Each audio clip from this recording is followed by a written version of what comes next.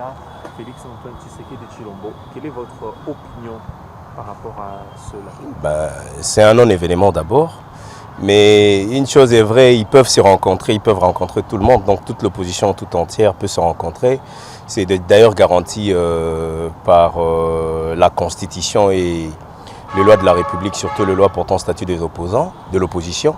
Mais comme vous le savez très bien, que encore une fois je vais répéter que c'est un non-événement, ils peuvent rencontrer en commençant par Kabila jusqu'au dernier des opposants, ça ne changera en rien. Puisque est-ce qu'eux tous réunis pourront faire face à non seulement la majorité qui est l'union sacrée du président de la République et le parti UDPS, et est-ce qu'ils pourront faire face à l'article 218 de notre Constitution? Quand vous posez la question sur les dérives dictatoriales, mais rappelez-vous que ce même président, Félix-Antoine Tshisekedi, a été appelé Elilingi Apamba, le placebo, hein, un monsieur qui devait le pantin. Rappelez-vous, mais donc c'est ces mêmes placebo, c'est même Elilingi Apamba qui est devenu dictateur aujourd'hui. Non, c'est pour vous dire noir sur blanc qu'aujourd'hui, ce que Félix-Antoine Tshisekedi est en train de faire rencontre les sentiments, le bon vouloir de notre population.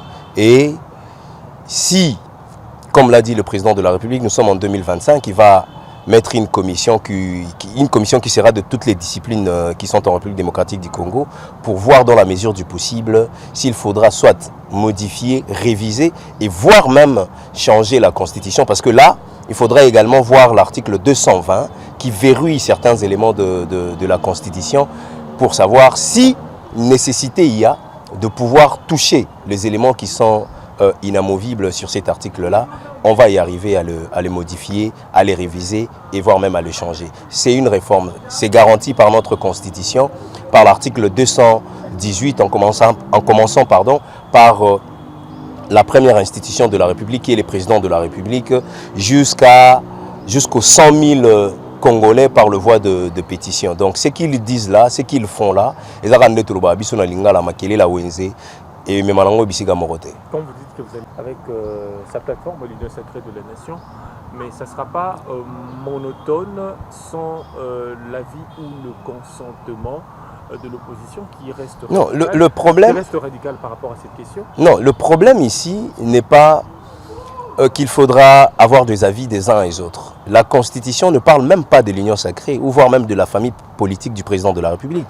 La Constitution parle du président de la République en tant qu'institution, parle d'une initiative qui viendra par exemple d'un élu, donc un sénateur ou un député. La Constitution parle de 100 000 personnes, d'une pétition des signatures de 100 000 personnes. C'est ça au fait. Mais le président de la République démocrate qu'il est, a voulu à ce que ces dossiers, cette discussion soient mises à la place publique, que tout le Congolais puisse prendre part à cette discussion. Vous le ferez sans opposition? Non mais attendez, on parle de Congolais, on parle du président de la République. Dans l'hémicycle, n'y a-t-il pas de députés qui sont de l'opposition? C'est le pouvoir qui leur sont garantis. S'ils amènent une initiative qui allant dans ce sens-là, on va le faire.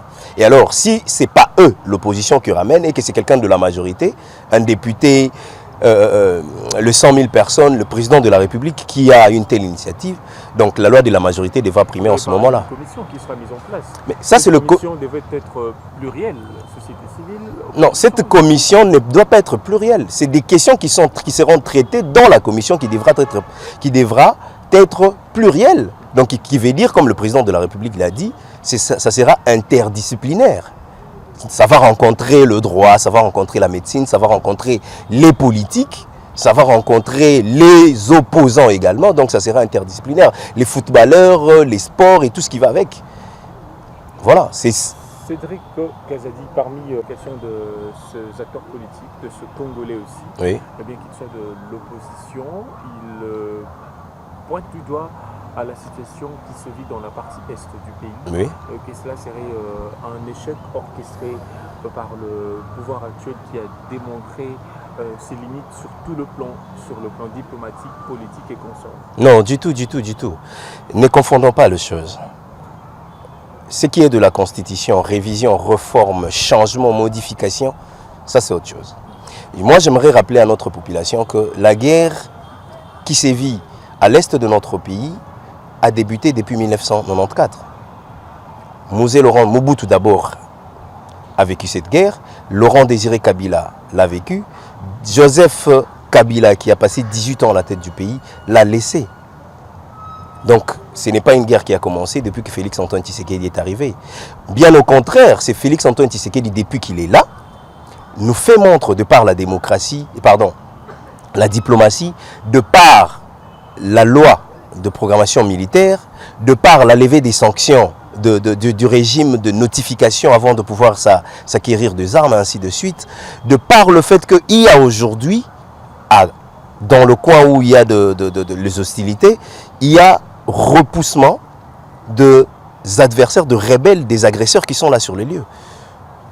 Depuis quel temps vous avez suivi cela? Ce n'est que dans la période où, à la période où Félix-Antoine Tshisekedi est président de la République. Donc c'est que les opposants disent, mais bien sûr qu'il y a changement. Bien sûr qu'il y a changement. À l'époque, vous vous rappellerez que même Goma a été prise. Mais aujourd'hui, menacer et être pris, c'est deux choses différentes. Donc là, actuellement, il y a des coins, des localités qui étaient entre les mains de rebelles, qui sont aujourd'hui entre les mains de forces loyalistes de la République démocratique du Congo. Donc c'est différent. Mais c'est comme on dit, quand une guerre commence ou quand une agression commence, on le sait, mais lorsque ça finit, on ne le sait pas. Mais seulement, sur terrain, les forces armées congolaises, le gouvernement de la République, le commandant suprême du pays, qui est Félix-Antoine Tshisekedi, démontre noir sur blanc que nous ne voulons plus de cette agression et on va y mettre fin. C'est ce qu'il faut retenir. Et sachez-le très bien, malgré la durée de la nuit, le soleil finit toujours par apparaître. Et nous finirons par gagner cette, si on peut l'appeler guerre, et ces gens-là, ces agresseurs, seront boutés dehors de notre territoire. Ça, il faut en être garanti. Il faut être sûr de cela, tôt ou tard. Mais je sais qu'avec la volonté de Félix-Antoine Tshisekedi, le président de la République, d'ici peu, ça va prendre fin. Mais même si ce n'est pas lui qui le finissait, même tes enfants à toi, tes petits-fils, cette guerre-là, aucune portion de terre de la République démocratique du Congo ne sera ou ne continuera à être gérée par des agresseurs indéfiniment. Non, soyez-en rassurés. Merci beaucoup, maître. C'est moi qui vous remercie. C'est moi qui vous remercie.